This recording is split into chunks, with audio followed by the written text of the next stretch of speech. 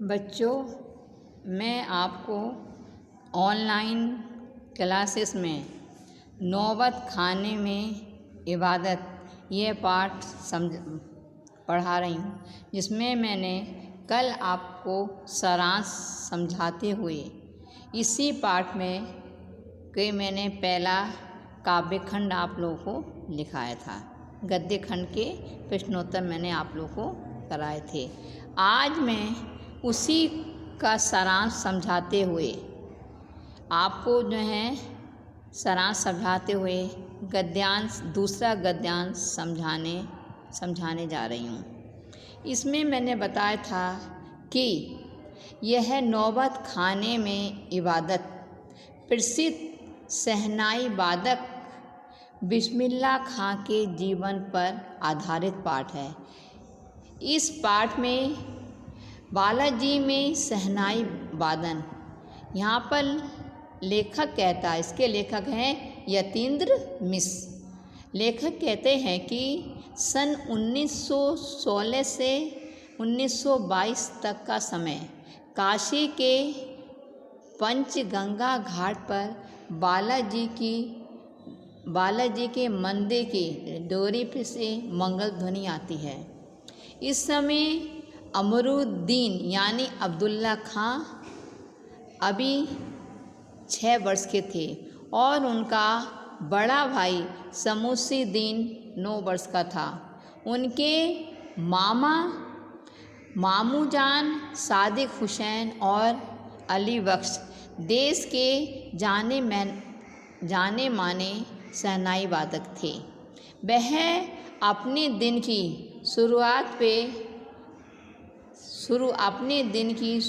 शुरुआत बालाजी की मंदिर पर शहनाई बनाने से करते थे।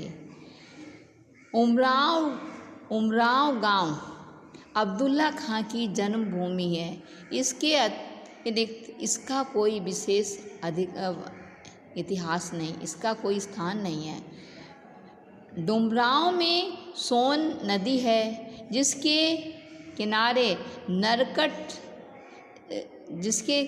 रीड और नरकट पाई जाती, जिसका शहनाई वादन में बहुत ही उपयोग होता है। इसलिए शहनाई और डुमरांव का आपस में गहरा संबंध है।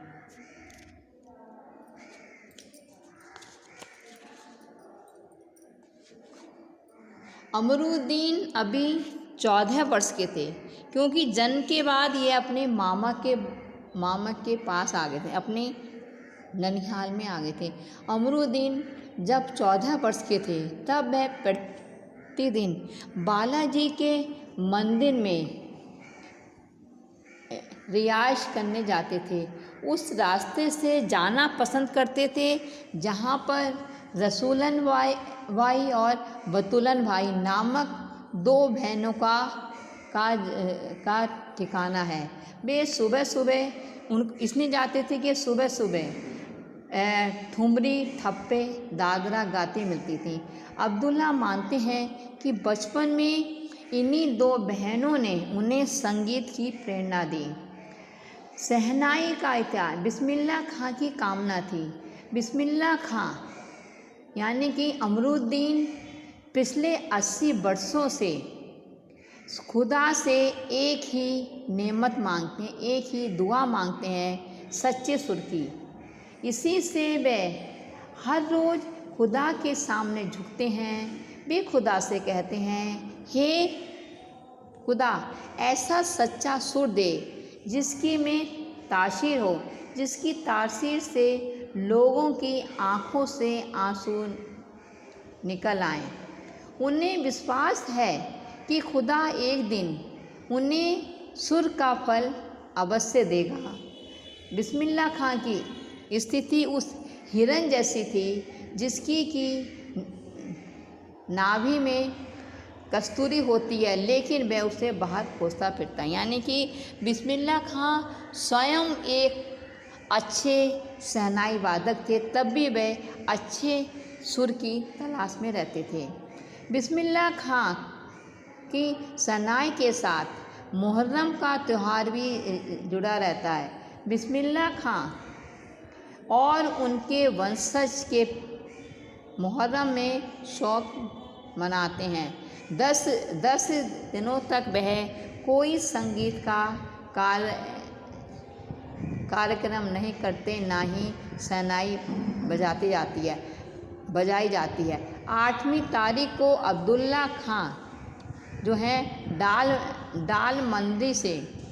दाल मंडी से फातमान तक 8 किलोमीटर की दूरी पैदल चलकर शोक मनाते हैं। उस दिन कोई राग रागनी नहीं बजती। अब्दुल्ला की आंखें शहादत की याद में नम रहती हैं।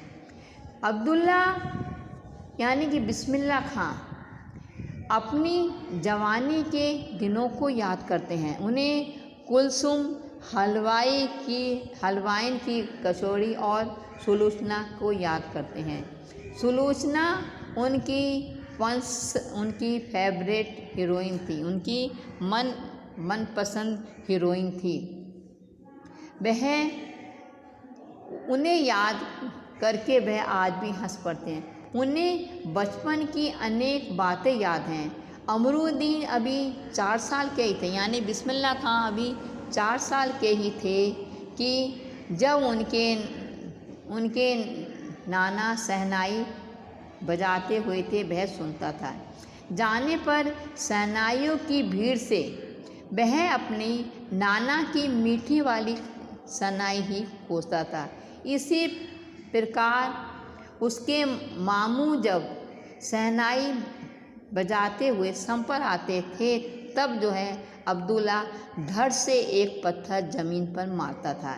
वह उनको उनकी दाद देने का ढंग था। अब्दुल्ला को बचपन से ही फिल्म देखने का बेहद शौक़ था।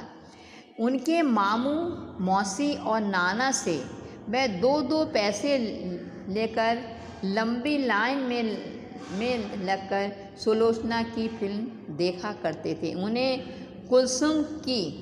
कुलसुम हलवाई का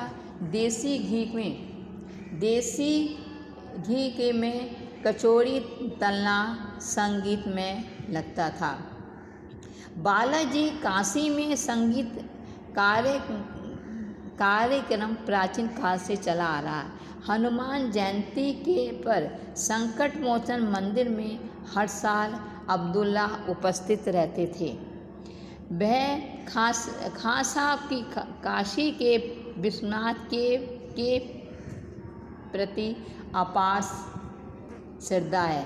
जब वे काशी से बाहर होते हैं, तब भी कुछ समय के लिए बालाजी और विश्वनाथ की तरफ मुँह करके अपनी श्रद्धा प्रकट करते हैं। काशी और अब्दुल्ला का अटूट संबंध है। अब्दुल्ला कहते हैं कि शहनाई और काशी से बढ़कर हमारे लिए कोई जन्नत नहीं है। हमारे पुरखों ने बालाजी के मंदिर में शहनाई बजाई है। अब हम यहाँ के मंदिर, शहनाई और गंगा मैया को छोड़कर कहाँ जाएं? काशी संस्कृति की पाठशाला है। अब यहाँ पर अब्दुल्ला खां की शहनाई का प्रभाव। अक्सर उत्सवों में शहनाई सुनकर लोग कहते हैं, ये हैं बिस्मिल्लाह। उनका सुर जादू सुनने वालों के सिर पर नाचने लगता है।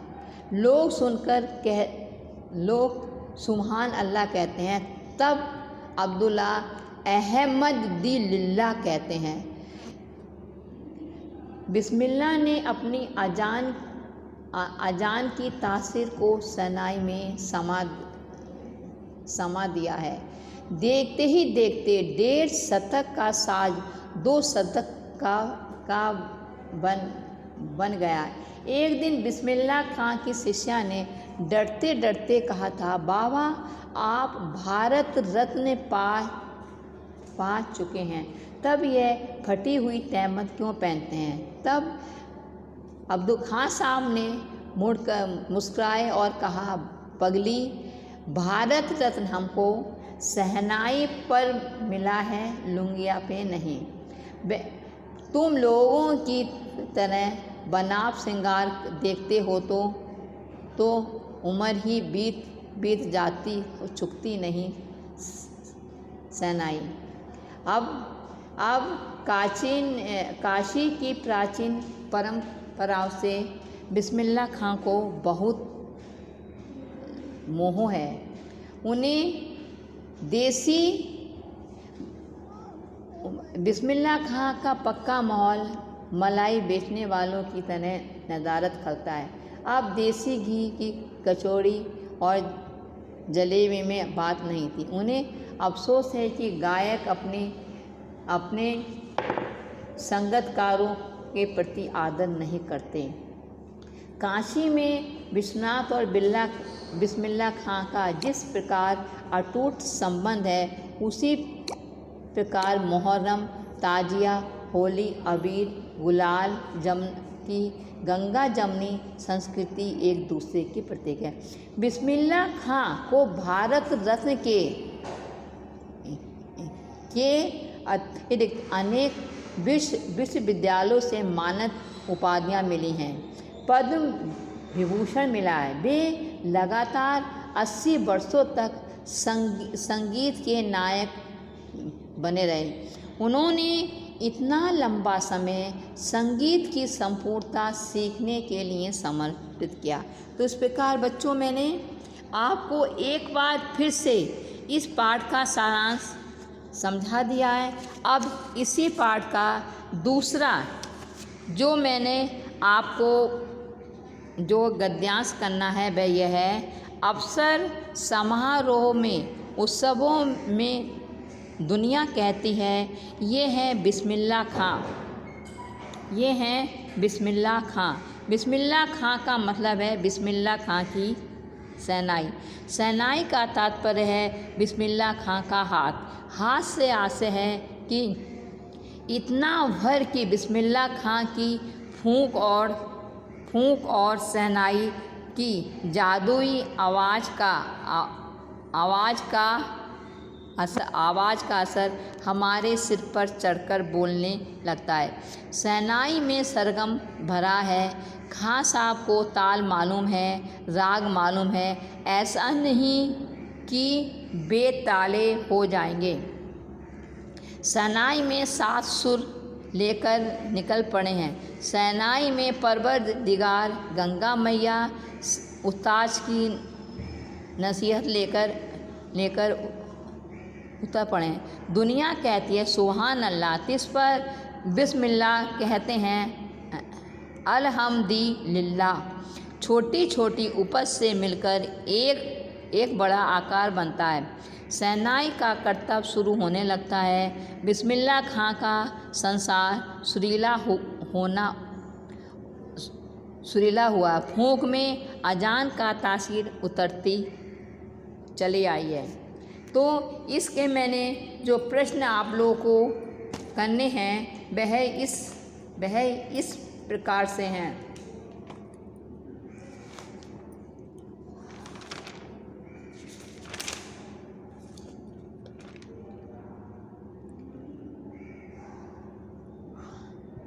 इसका पहला प्रश्न है,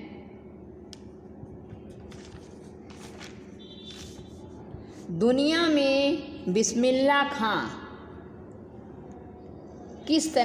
दुनिया बिस्मिल्लाह खां को किस तरह पहचानती है? दुनिया बिस्मिल्लाह खां को किस तरह पहचानती है? दुनिया बिस्मिल्लाह खां को सहनाई के कारण पहचानती है। जब लोग सहनाई सुनते हैं तो फ़ौरन ही कहते हैं ये हैं बिस्मिल्लाह खां। दूसरा प्रश्न है, बिस्मिल्लाह खां सुरों के सिद्धहस्त कलाकार थे, सिद्ध कीजिए। इसका उत्तर है बिस्मिल्लाह खां कभी भी बेसुरे नहीं थे या बेताले नहीं थे। उनकी सहनाई में सरगम था, ताल था, राग था, संगीत के सातों सुर थे। वे अपने उस्ताद की सीख पर सहनाई बजाते थे। बिस्मिल्लाह खां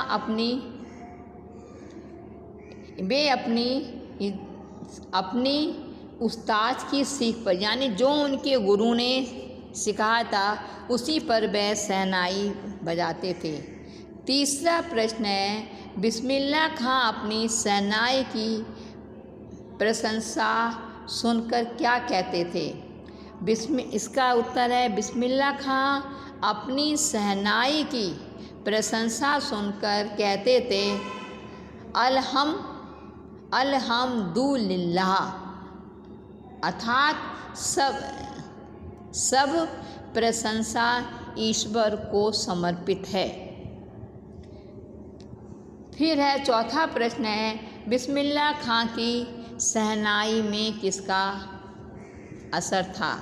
बिस्मिल्लाह खां की शहनाई में जहाँ संगीत का सरगम, लय, ताल, राग और सातों सुरों का असर था, वहीं खुदा, गंगा मैया और उस्ताद की नसीहतों का भी असर था। सबसे बड़ी बात यह थी कि उनकी शहनाई में अजान का स्वर समा गया था। पांचवा प्रश्न है, फूंक में अजान का तासीर उतरने का आशय स्पष्ट कीजिए। जिस प्रकार मुल्ला मस्जिद की छत पर चढ़कर ऊंचे स्वर में अजान कहता है, उसी प्रकार बिस्मिल्लाह खां की शहनाई का स्वर ऊंचा हो गया था। उनकी शहनाई के स्वर बहुत ही बुलंदी समा गई थी। फिर है, अजान किसे कहते हैं? मंदिर की छत पर चढ़कर नमाज पढ़ने का समय होने की सूचना देना अजान कहलाता है। फिर है, इस गद्यांश के आधार पर बिस्मिल्लाह खां की खुदा के प्रति आस्था स्पष्ट कीजिए। बिस्मिल्लाह खां खुदा के प्रति आस्थावान थे।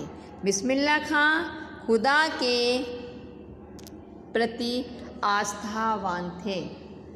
वे अपनी शहनाई को खुदा की कृपा मानते थे।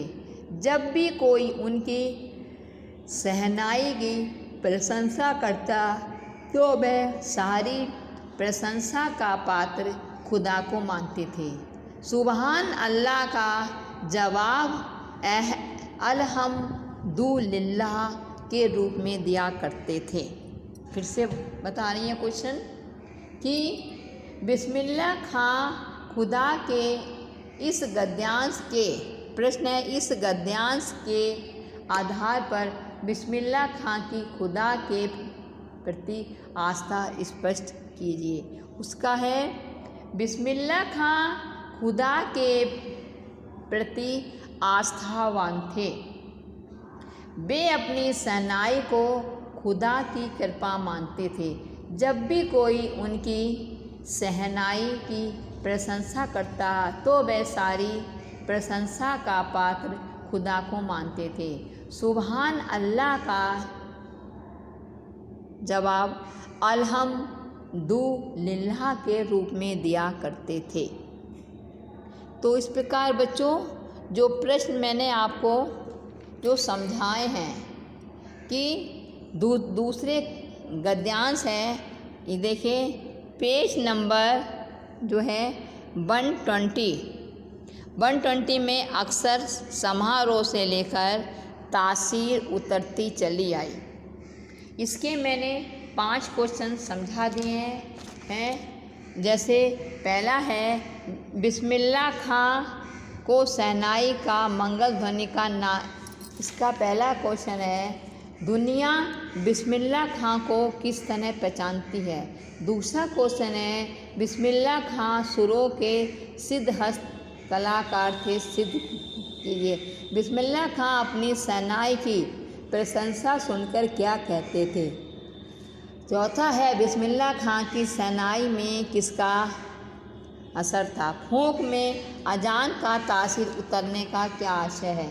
फिर है गद्य अजान किसे कहते हैं। फिर है इस गद्यांश के आधार पर बिस्मिल्लाह खां खुदा के प्रति आस्था स्पष्ट। तो इस प्रकार से बच्चों मैंने आपको इस पाठ के 2 गद्यांश समझा दिए हैं। अब आपको इसके प्रश्नोत्तर करने हैं। धन्यवाद।